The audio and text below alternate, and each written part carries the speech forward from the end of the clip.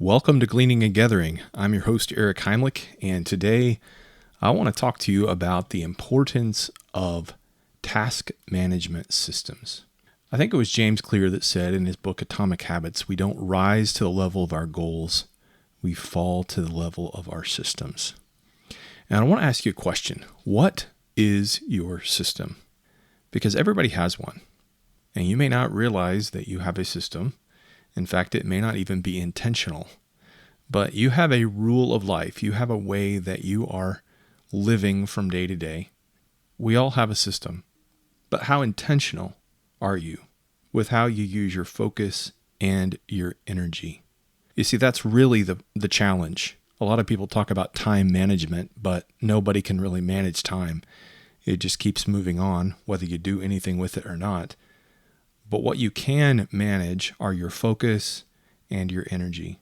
And there are a lot of long-term goals that really are broken up into smaller bite-sized pieces.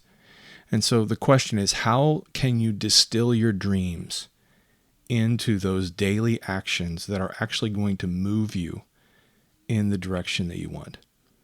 And most people just need to get some momentum in a positive direction.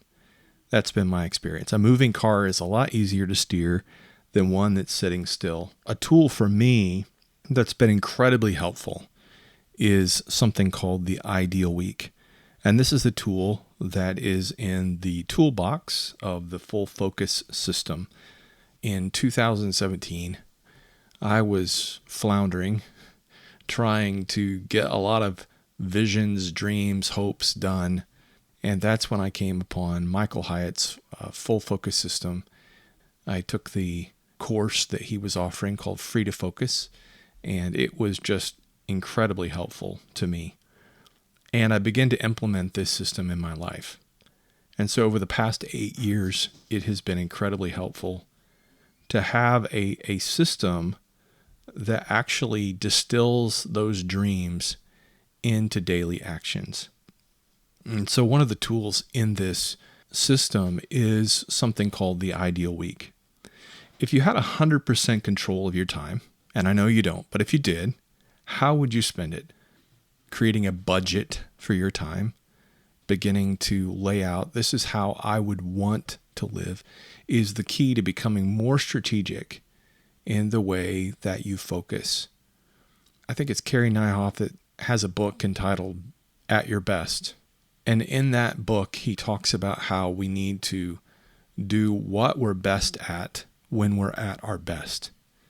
And so there are times for all of us that we have that green zone time every day. It's the time where we're really dialed in and we really, we're sharp, we're mentally alert. But for most people, that's a 3 to 5 hour period. And so you can't be there all the time. It's just not possible. But are we doing what we're best at when we're at our best? Are we being strategic with that time? Or are we squandering it because we're doing things when we're really at our best that really aren't what move the needle in the business or the work that we're doing? So if you have 100% control of your time, how would you use it? And this tool helps create a budget for your time. And one of the reasons why I love it so much, and I have reworked this each quarter for the last 8 years and just gradually, incrementally gotten better and better at really finding those chinks in my day, finding those specific times that are just strategic for the kinds of activities that will actually do the most good. And it means that I have a target to shoot at. If you don't have a target, how are you going to know if you've hit anything?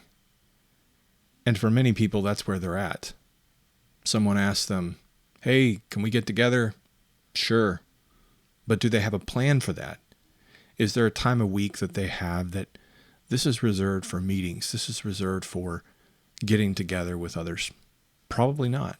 And so as a result, their schedule is going to be dependent on the other person. If you have a plan ahead of time, it's a whole lot easier then to actually be intentional about how you're using your week than just allowing it to happen. Also, another thing in the ideal week is the idea of a theme. And so for me, my morning has the theme of personal self-care. In the mid part of my day, work and productivity.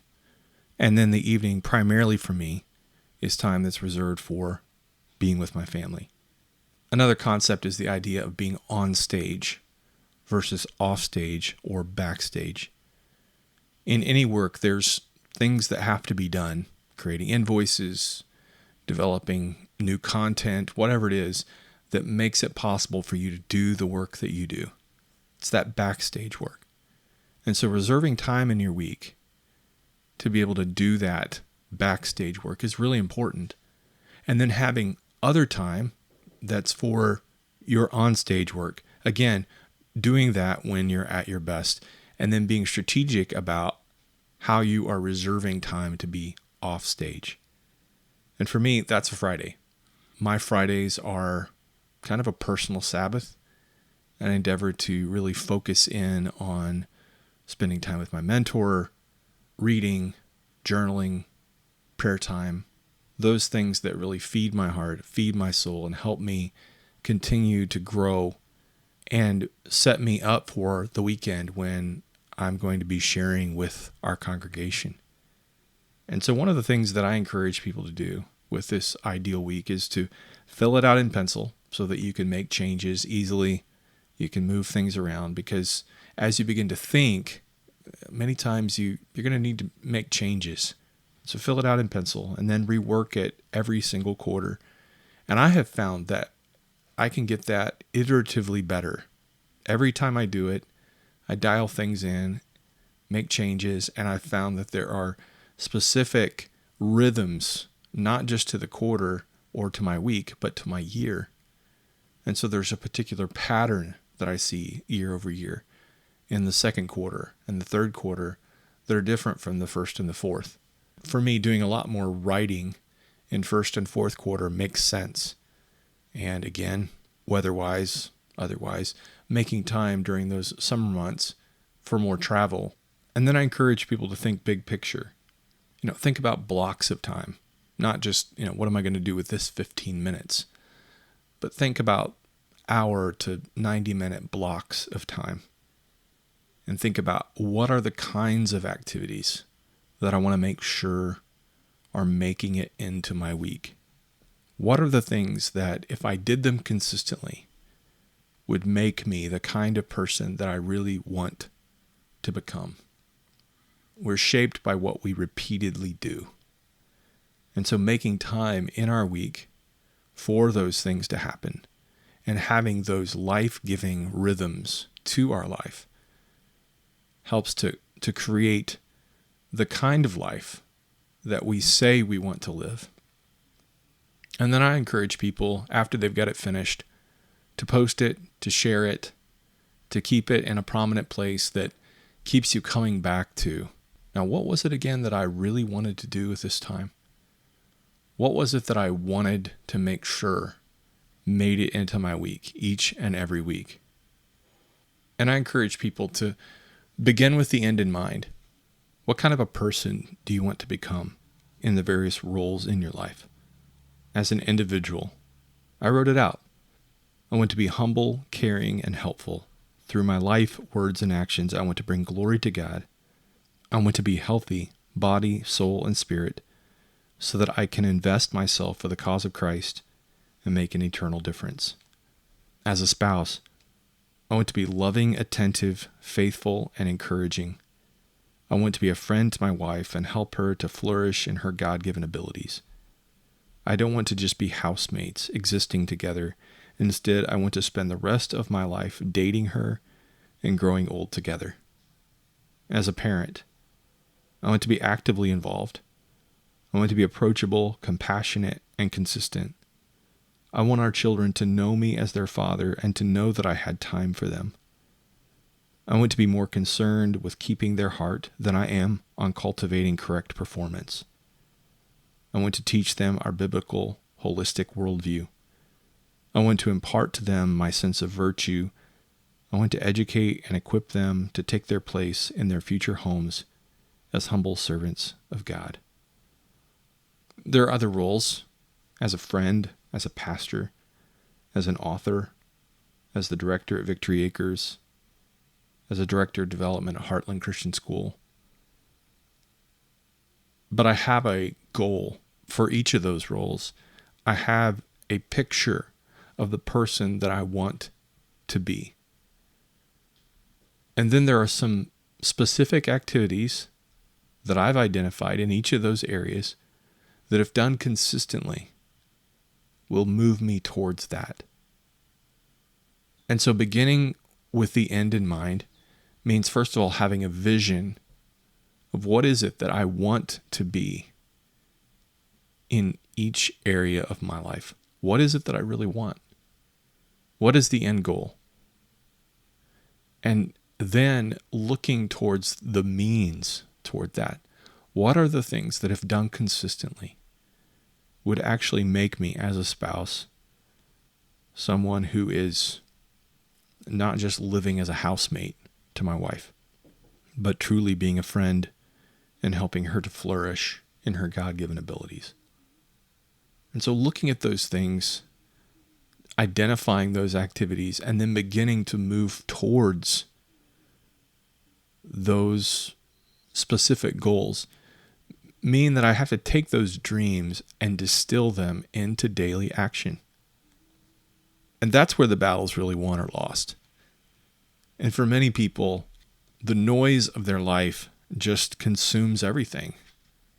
And they have a pattern. They have a system, so to speak. And for them, that system is a lack of intentionality. For the past few months, I've been coaching leaders from a variety of different backgrounds in these systems that have been incredibly helpful for me. It was a little over a year ago that I invested in Full Focus and the tools to become a certified pro. Took the system that has been incredibly helpful to me for a number of years and began training in that to help leaders. And right now, we have another group that's going to be starting May the 12th. We do this periodically. We call it 2 months towards transformative action. And our focus is on helping leaders to actually implement these tools into their daily life. And we do that through training. Again, taking each tool and making sure that we're clear on it. But then it also helps them to take this proven system, again, number one task management system, according to Forbes magazine, used by lots and lots of leaders from many different backgrounds. But it also comes alongside them with accountability and support. And that's what I found has made the difference for a lot of leaders. Just getting a tool doesn't mean that you actually know how to use it or that you will use it. I suppose anybody could learn how to play the piano if they wanted to. Just go on YouTube, find a few videos, sit down, make it happen. But I don't know anybody who does that. I don't know anybody who has learned how to play the piano in a competent way by just watching a few YouTube videos. Instead, for most of them, it has included having a teacher, having someone that they are going to be meeting weekly, that they're going to be accountable to, who's helping them implement specific activities in their life on a daily basis that are facilitating change. So they're moving from being someone who doesn't play the piano to someone who does. And as we walk together with leaders toward the life that they want to achieve, helping them by providing them with weekly accountability, weekly support, as well as some training in knowing how to implement these tools. It's helping them to be able to move towards the things that they've always dreamed about. They've always wanted to do, but they've never implemented a system that's actually helped them to get there. And so it's like having a coach, a trainer, a teacher to be able to implement a system that will help them to distill their dreams into those daily actions. We've had over 25 leaders that have been part of our training so far, and many of them have found that it has helped move them towards transformative action. So we offer weekly Zoom meeting trainings. Again, there's a proven system. There's resources. And this ideal week is just one of the tools in the toolbox. But there's also a supportive community. There's other people who are going through the same challenges that you're facing, and being able to do that with others and hear the things that they're gleaning and that they're learning, and to have that accountability is incredibly helpful as you're trying to move towards change.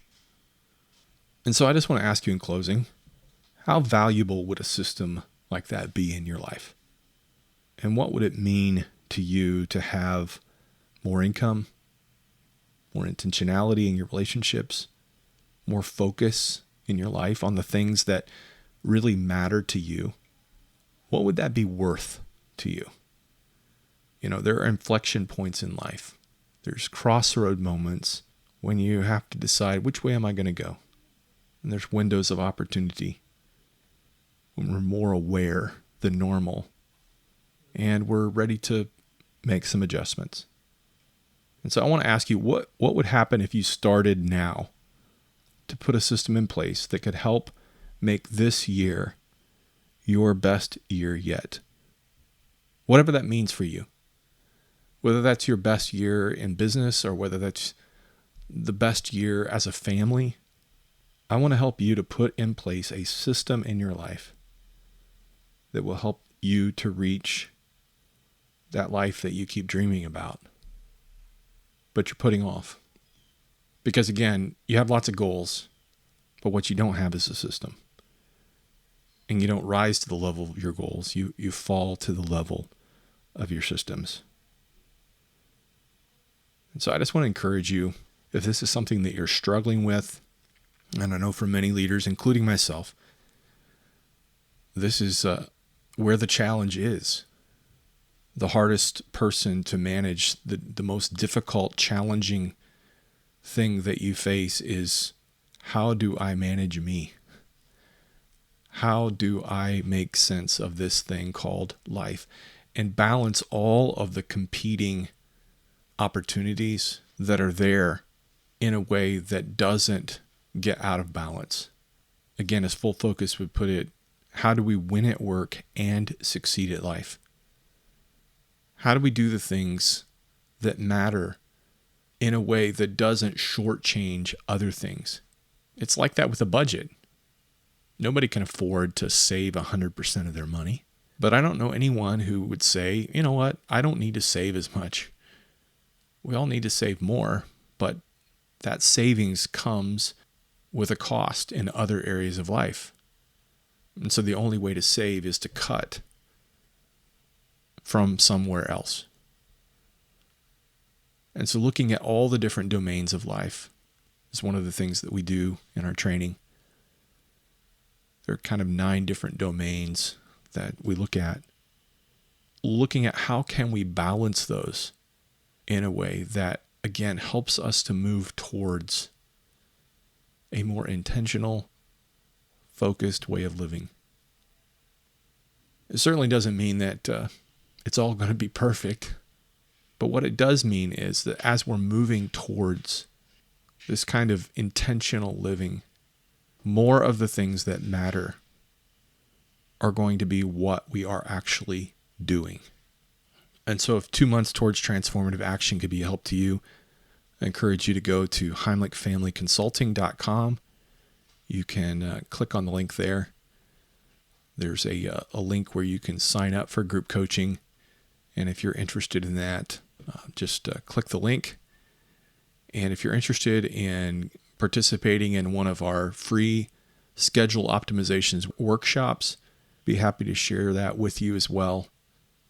What we're trying to do is to help leaders to be able to move towards transformative action, to be able to do more of the things that God has put them on this earth to do, and to do that in a way that would honor him, and to do that in a way that would also help them to keep the big picture in mind. If we could be a help to you, we'd be happy to do that. For Gleaning and Gathering, God bless.